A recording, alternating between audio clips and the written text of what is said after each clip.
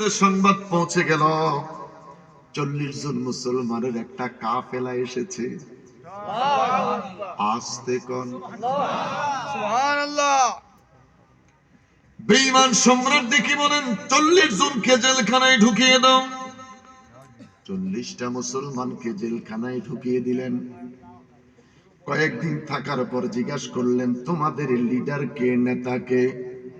দেখে বললেন হযরতে আব্দুল্লাহ ইবনে হুযাফা। কে? হযরতে আব্দুল্লাহ ইবনে হুযাফা।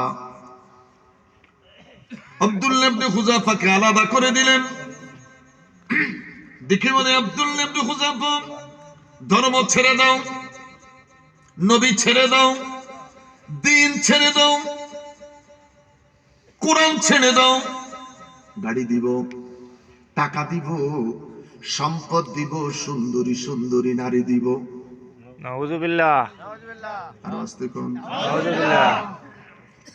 আব্দুল্লাহ ইবনে হুযাফা ডেকে বলে বেঈমান রে, পৃথিবী দিতে পারো, দুনিয়া যদি দাও, নবীর কলমা ছাড়বো না। দুই হাত তুলে বলো আল্লাহু আকবার। আমি দুনিয়া দিয়ে কি করব রে? সাইনা দৌলত মানো হাসমত দবে দবায়ে জিন্দেগি। চাইনা দৌলত মানো হাসমত দবে দবায়ে জিন্দেগি। চাই শুধু চোখ মিতে কদম নূর মুহাম্মদ মুস্তাফা। বড় করি বলেন না আল্লাহু আকবার। আর বড় করি বলেন না বাবা আল্লাহু আকবার। পুরিয়ে হায়াত হবে যখন সম্মুখে হাজির আজল, দেখতে দেখতে নূরবদন ওই হয় যেন মুতামার। বড় করে বলেন আল্লাহু আকবার। কিসের গাড়ি, কিসের বাড়ি, কিসের নারী, কিছুই চাই না। আমি শুধু চাই রে যেদিন বিদায় নেব, আমার নবীর নূরানী চেহারা দেখে দেখে বিদায় নিব। দুই হাত তুলে বলেন আল্লাহু আকবার। দুইটা হাত তুলে বলেন ইয়া রাসূলুল্লাহ। ইয়া রাসূলুল্লাহ।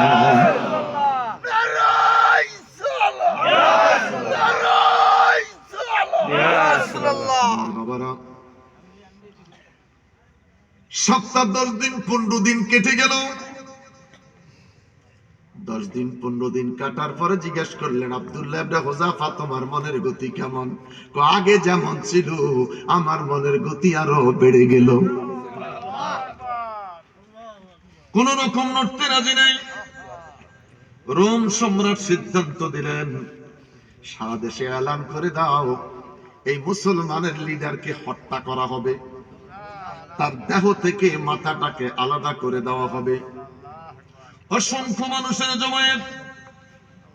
আব্দুল্লাহ ইবনে হুযাফা দাঁড়িয়ে গেলেন, জল্লাদ এসে তিনার সামনে দাঁড়াইলেন। যেই মাত্র ডেকে বলে আব্দুল্লাহ ইবনে হুযাফা এখন তোমার বডি থেকে মাথাটা আলাদা হয়ে যাবে, তোমার কিছু চাওয়া পাওয়ার আছে কিনা? আমার কিছুই চাওয়া পাওয়ার নাই। জোরে জল্লাদ প্রস্তুত, মুস্কি মুস্কি হাসতে শুরু করে দিলেন। দেখে বলেন অপেক্ষা করো, তুমি হাসছো কেন? হাসার কারণটা কি? দেখে বলে হুযাফা ডাক দিয়া করম সম্রাট বাদশা ক্লেনাস রে, হাসার একটাই মাত্র কারণ, জল্লাদ যখন আমার দিকে এগিয়ে এসেছে আমি আমার নূরের নবীরে দেখতেছি রে। দুইটা হাত তুলে বলেন না বাবা ইয়া রাসূলুল্লাহ। আমি আমার নবীরে দেখলাম রে, নবীরে দেখলাম, এর চাইতে সুখ আর কি আছে?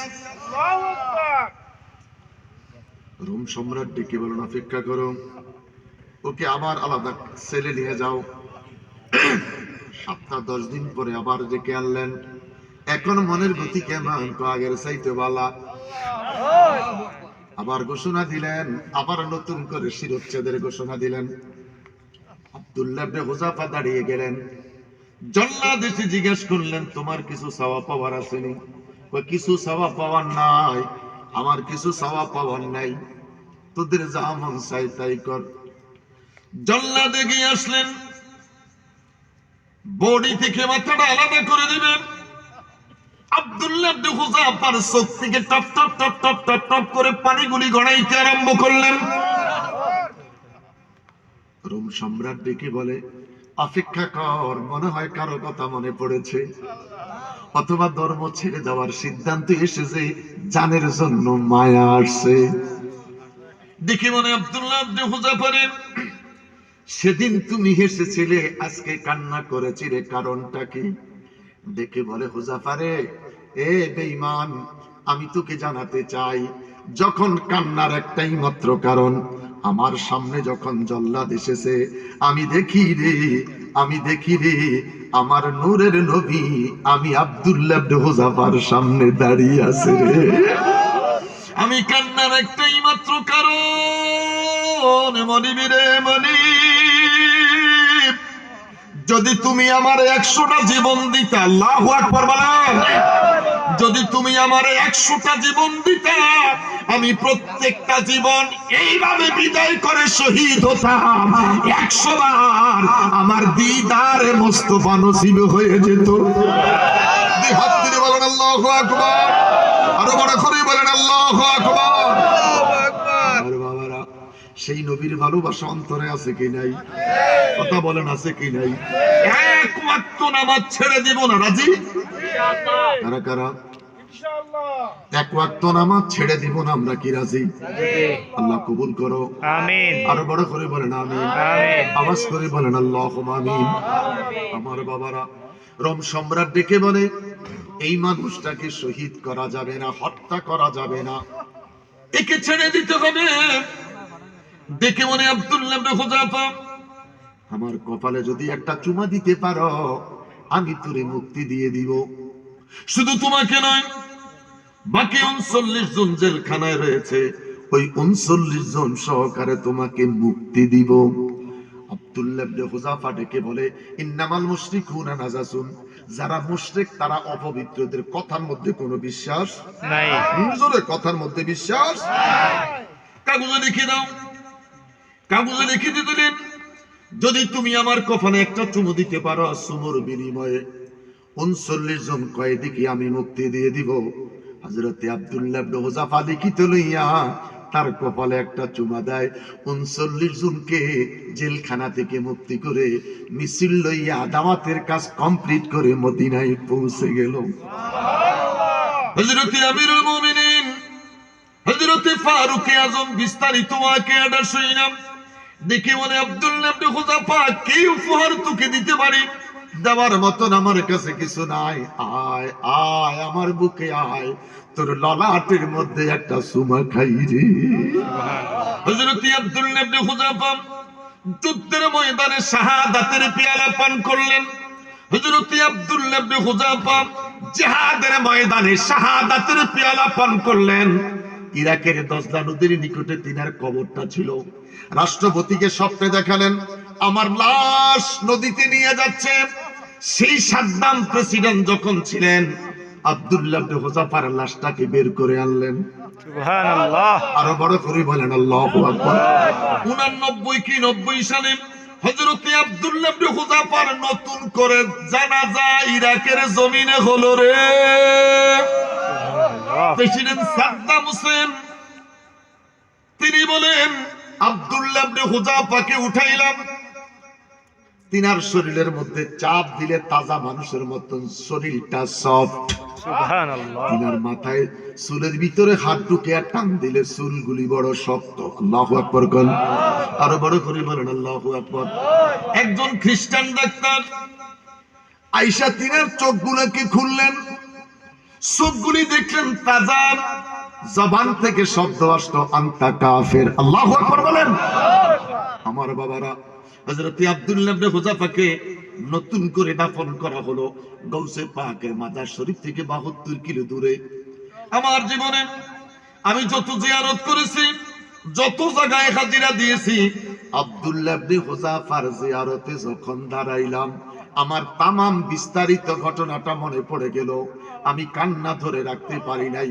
হুজুরের কদমের কাছে দাঁড়াইয়া, আব্দুল্লাহ ইবনে হুযাফার কদমের কাছে দাঁড়াইয়া যখন জিয়ারত শুরু করলাম, বাবা বাবা, স্প্রেটা মারলে যেরকম আওয়াজ হয়, স্প্রেটা মারলে যেরকম শরীরের মধ্যে সুঘ্রাণ ছড়িয়ে পড়ে, আমার মনে হলো হযরত আব্দুল্লাহ ইবনে হুযাফার জিয়ারতে যেমন শান্তি পাইলাম, তিনার কদমের কাছে দাঁড়াইলাম, মনে হয় স্প্রে করলো। আরো বড় করে বলেন আল্লাহু আকবার, আরো বড় করে বলেন আল্লাহু আকবার। কিয়ামতের ময়দানে আমার আল্লাহ জিজ্ঞাসা করবে, ও শহীদেরা, তোমরা আমার কাছে কি চাও? শহীদেরা চিৎকার দিয়া বলবে আল্লাহ। বড় করে বলেন আল্লাহ। কিছুই চাই না, শুধু একটা জিনিস চাই, আমাদেরকে আমার দুনিয়ায় পাঠিয়ে দাও। কোরআন বিদ্বেষী, নবী বিদ্বেষী, দ্বীন বিদ্বেষীদের সাথে আবার যুদ্ধ করে শহীদ হতে মন চায়। শাহাদাতের মৃত্যু এত সুখ, এত শান্তি, যারা শহীদ তারা জিন্দা। আল্লাহ বলেন, আমি স্বয়ং আল্লাহ তাদের কবরে রিজিক দেই। সুবহানাল্লাহ। জোরে করেন সুবহানাল্লাহ। আল্লাহ কয়, বাল আহইয়াউ ইনদা রাব্বিহিম ইউরযাকুন। যারা শহীদ ওদেরকে মৃত বলো না, ওরা জীবিত। যারা শহীদ তাদেরকে মৃত বলো না, তারা জিন্দা।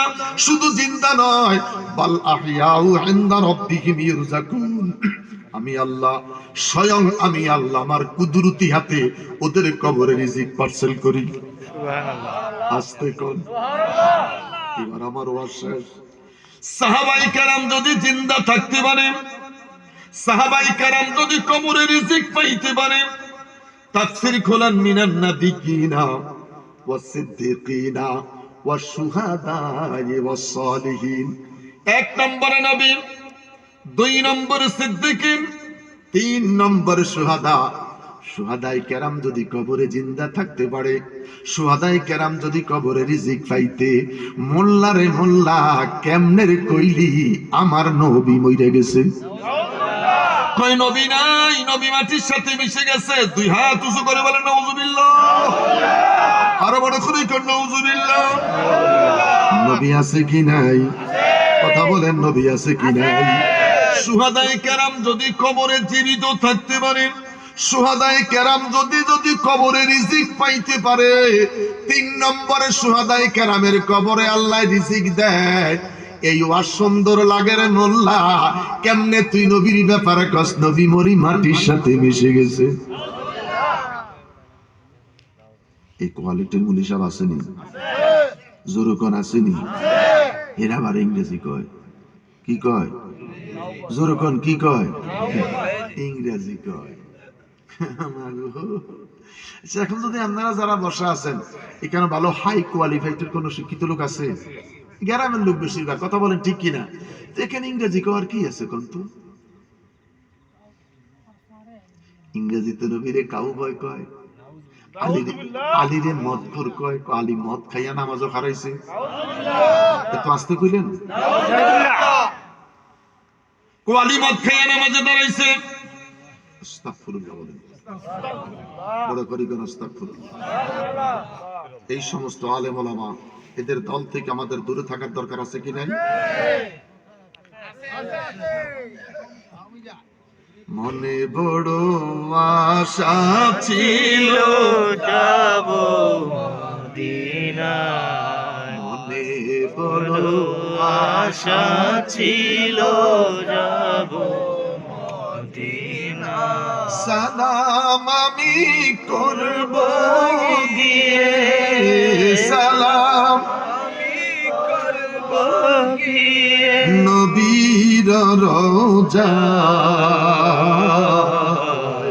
মনে বড় আষাঢ়ে ছিল যাব মদিনায়।